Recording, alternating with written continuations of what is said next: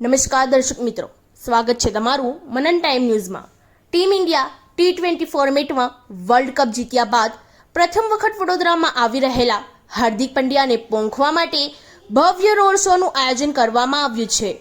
ક્રિકેટરના સ્વાગતમાં આખું વડોદરા રસ્તા પર ઉમટી પડ્યું હતું।